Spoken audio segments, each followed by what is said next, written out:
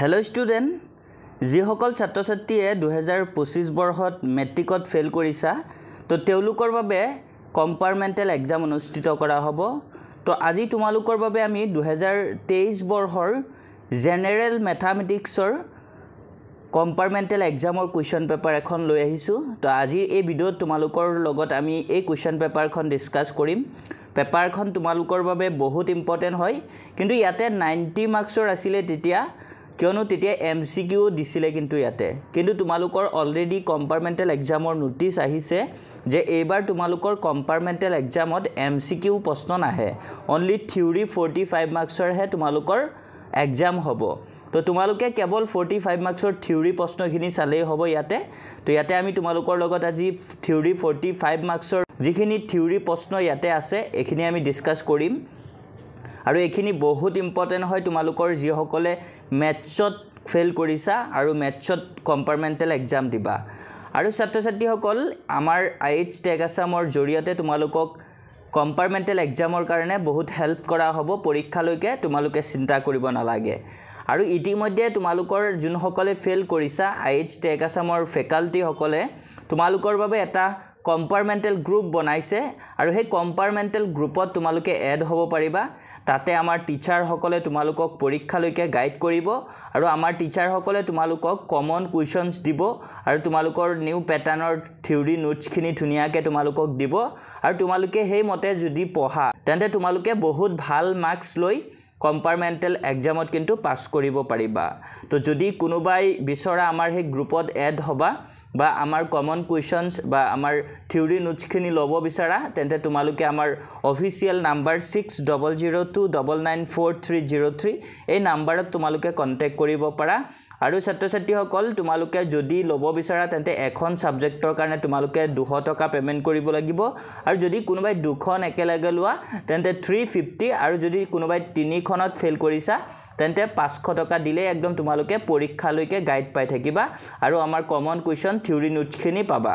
আৰু ছাত্ৰ ছাত্ৰীসকল যদি কোনোবাই 4টাত ফেল কৰিছা তেনে ক্ষেত্ৰত কিন্তু তোমালোকে পৰীক্ষা দিব নোৱাৰিবা। তো ছাত্ৰ ছাত্ৰীসকল এতিয়া আমি কুৱেশ্যনখিনি আলোচনা কৰিম। তো তোমালোকে কুৱেশ্যনখিনি চোৱাৰ আগতে যদি আমাৰ চেনেলত নতুন আহিছা তেন্তে চেনেলটো তোমালোকে সাবস্ক্ৰাইব কৰিবা, যাতে এনে ধৰণৰ ভিডিঅ'বোৰ তোমালোকে পাই থাকা। আমি এতিয়া তোমালোকৰ কম্পাৰ্টমেণ্টেল এক্সামৰ কাৰণে এনে ধৰণৰ ইনফৰমেটিভ ভিডিঅ'বোৰ তোমালোকৰ বাবে লৈ আহি থাকিম। তো ছাত্ৰ ছাত্ৰীসকল চেনেলটো সাবস্ক্ৰাইব কৰিবা, লগতে ভিডিঅ'ত লাইক এটা কৰি দিবা, আৰু তোমাৰ বন্ধু বান্ধৱৰ সৈতে ভিডিঅ'টো শ্বেয়াৰ কৰি দিবা। তো ইয়াতে তোমালোকৰ যিখিনি MCQ প্ৰশ্ন আছে সেই MCQ প্ৰশ্নখিনি কিন্তু ইয়াতে চাব নালাগে, তোকে MCQ প্ৰশ্ন চাব নালাগে। তো ইয়াতে 3 নম্বৰৰ পৰা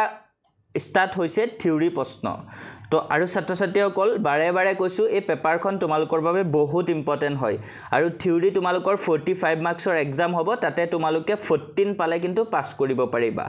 তো ভালকে চাবা এই প্ৰশ্ন পেপাৰবিলাক। তো ইয়াতে 3 নম্বৰত কি দিছে, answer the following as directed. তো ইয়াতে দিছে নিৰ্দেশ অনুসাৰে উত্তৰ দিয়া। ইয়াতে দিছে 1 নম্বৰতে যে 3√1000ৰ মান উলিওৱা। তো এইটো এনেকুৱা প্ৰশ্ন তোমালোকক এটা দিবই, এইটো তোমালোকে ভালকে চাবা। তো এইটো বহুত ইজি হয়,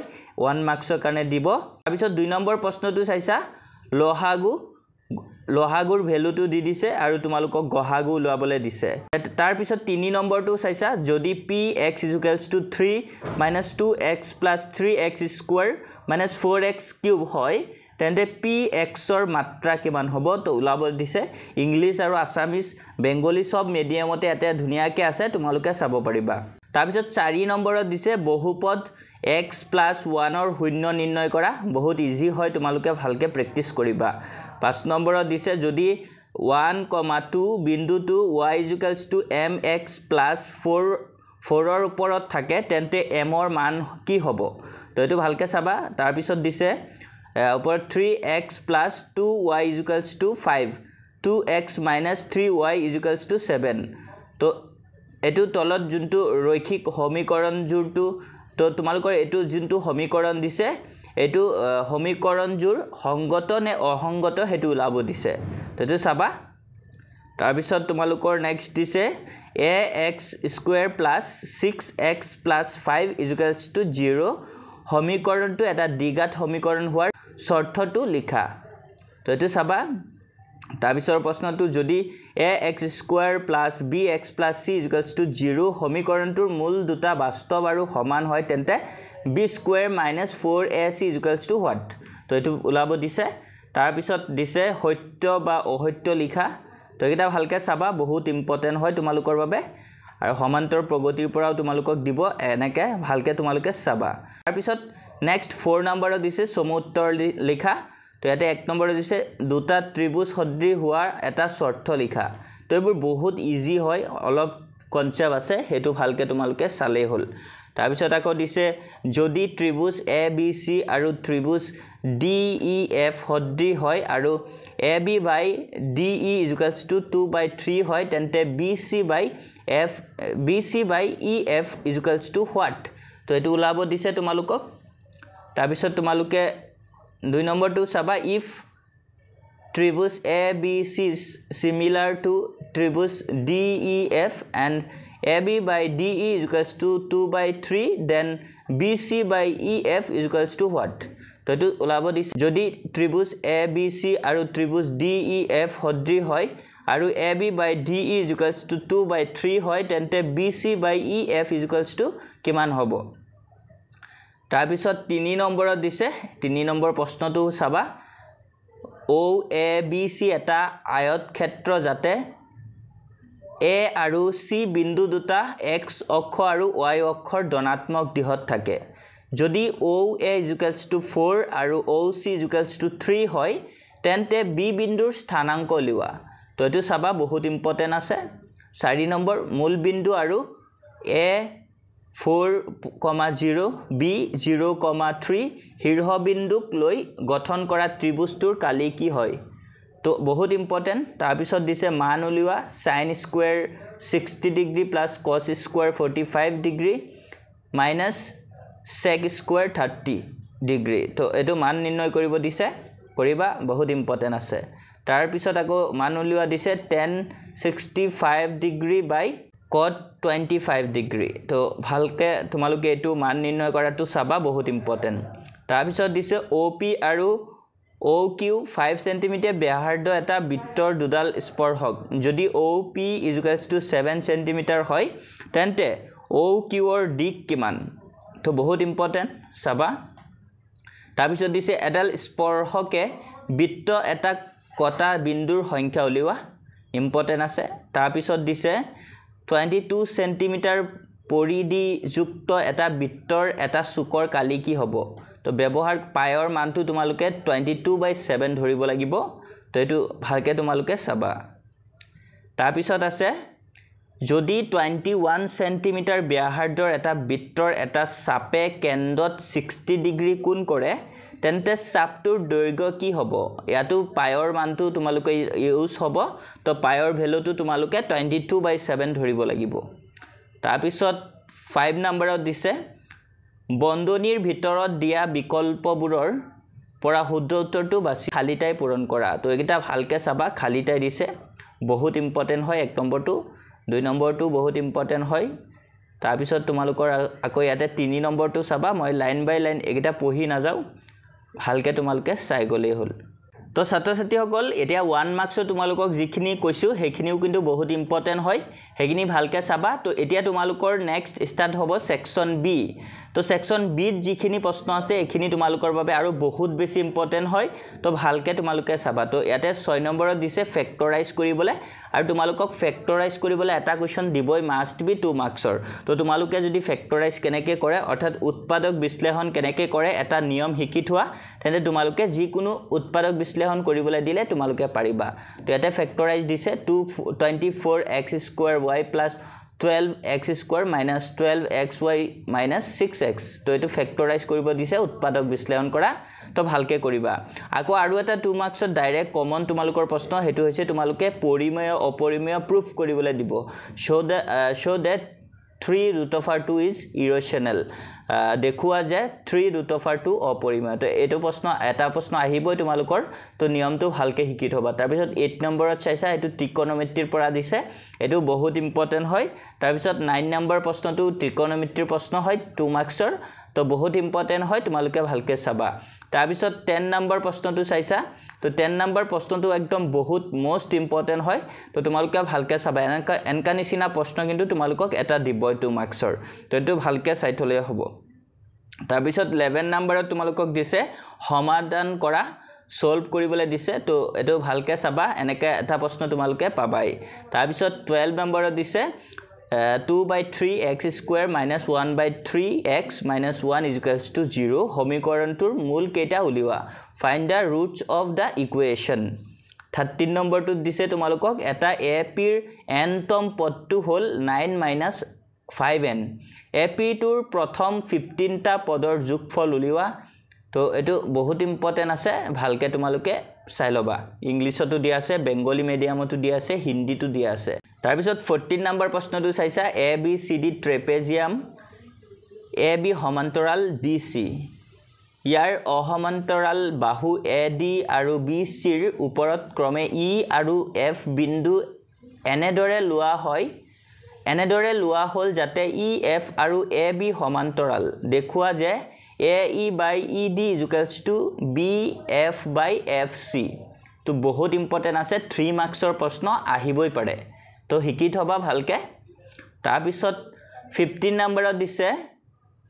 5, -6 and -1, -4 বিন্দু দুটা সংযোগ কৰা ৰেখাডালক y অক্ষই কি অনুপাতত ভাগ কৰিছে উলিওৱা তদুপৰি সেট বিন্দুটোৰ স্থানাংকও নিৰ্ণয় কৰা তো 3 মাৰ্কছৰ দিব পাৰে বহুত ইম্পৰ্টেন্ট আছে তাৰ পিছত 16 নম্বৰ প্ৰশ্নটো প্ৰমাণ কৰা যে এটা বহি বিন্দুৰ পৰা বৃত্তলৈ টনা স্পৰ্শকবোৰৰ দৈৰ্ঘ্য সমান তো এটো 100% কমন হয় তুমি ডাইৰেক্ট এটো প্ৰশ্ন আহিবই কিন্তু কম্পাৰ্টমেন্টেলত চাবা তাৰ পিছত 17 নম্বৰৰ প্ৰশ্নটো চাইছা দুটা বৃত্তৰ ব্যাসাৰ্ধ 8 cm আৰু 6 cm এটা বৃত্তৰ ব্যাসাৰ্ধ নিৰ্ণয় কৰা যাৰ কালি বৃত্ত দুটাৰ কালিৰ সমষ্টিৰ সমান তো বহুত ইম্পৰ্টেন্ট প্ৰশ্ন হয় ইয়াতে যিখিনি প্ৰশ্ন আছে গুটেইখিনি তোমালোকৰ বাবে বহুত বেছি ইম্পৰ্টেন্ট আৰু তোমালোকে ইয়াতে থকা গুটেইখিনি প্ৰশ্ন ভালকে প্ৰেক্টিস কৰিবা তেতিয়া কিন্তু তোমালোকে আৰু টেনচন লব নালাগে আৰু তোমালোকক আমি কিছুমান আৰু কোৱেশ্চন দিম নেক্সট আৰু ভিডিও আহিব আৰু হেইবোৰো তোমালোকে ভালকে চাবা তোমালোকৰ কোনো টেনচনে নাথাকিব একদম আইএস টেক আসামত আহিছা মানে তোমালোকে পাস কৰি যাবা আৰামছে তো ভালকে চাবা 17 নম্বৰ প্ৰশ্নটো বহুত ইম্পৰ্টেন্ট তাৰ পিছত 18 নম্বৰত দিছে এটা পুতলা একে ব্যাসাৰ্ধ এটা অৰ্ধগোলকৰ ওপৰত 3.5 cm ব্যাসাৰ্ধযুক্ত এটা শংকুৰে গঠিত পুতলাটোৰ মুঠ উচ্চতা হল 15.5 cm তো পুতলাটোৰ মুঠ পৃষ্ঠকালি নিৰ্ণয় কৰিব দিছে তো এটো চাবা পৃষ্ঠকালি নিৰ্ণয় কৰিবলৈ এটা প্ৰশ্ন দিবই তোমালোকক তাৰ পিছত এনেকা তোমালোকে বক্সত থকা ভ্যালু থকা এনেকা এটা প্ৰশ্ন তোমালোকে মাষ্ট বি পাবাই তো তলৰ বিভাজনে এটা শ্ৰেণী কোঠাৰ 30 জন ছাত্ৰ-ছাত্ৰীৰ ওজন নিৰূপণ কৰে ছাত্ৰ-ছাত্ৰীৰ মধ্যমা ওজন নিৰ্ণয় কৰা তো এনকা নিচিনা প্ৰশ্ন তোমালোকে এটা পাবাই সাত থকা তো বহুত ইম্পৰ্টেন্ট ভালকে শিকি থবা তাৰ পিছত 20 নম্বৰ প্ৰশ্নটো চাইছা 20 নম্বৰ প্ৰশ্নটো দিছে 8 cm দৈৰ্ঘ্যৰ এডাল ৰেখাখণ্ড আকা আৰু ইয়াত 3:4 অনুপাতত ভাগ কৰা ভাগ দুটা জোখা তো এটো বহুত ইম্পৰ্টেন্ট 4 মাৰ্কছৰ কাৰণে দিব তো চাই থবা তোমালোকে নাইবা অৰটো তোমালোকক দিব পাৰে এটা নিৰ্দিষ্ট ত্ৰিভুজ ABC ৰ সদৃশকৈ আন এটা ত্ৰিভুজ অংকন কৰা যাতে ইয়াৰ বাহুবোৰ ABC ত্ৰিভুজটোৰ অনুৰূপ বাহুবোৰৰ 3/4 গুণৰ সমান তো বহুত ইম্পৰ্টেন্ট আছে এই প্ৰশ্নকেইটা তোমালোকৰ 4 মাৰ্কছৰ এনকা নিচিনা প্ৰশ্ন তোমালোকে এটা পাবাই অনুপাতত বা তেনেকে ত্ৰিভুজ উলাবলৈ দিব বাহু তো এইটা প্ৰশ্ন একদম বহুত ইম্পৰ্টেন্ট তোমালোকে চাই থবা তাৰ পিছত 21 নম্বৰত দিছে 2x4 - 3x³ - 3x² + 6x - 2 বহুপদটোৰ দুটা শূন্য √2 আৰু -√2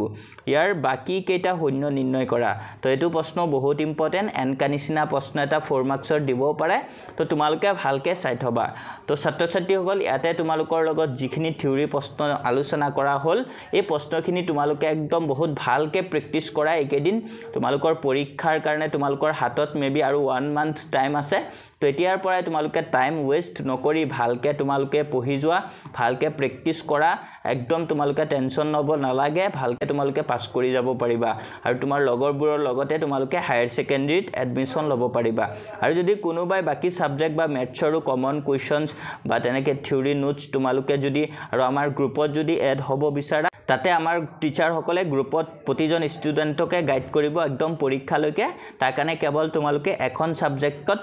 200 টকা পেমেন্ট কৰিলেই হ'ল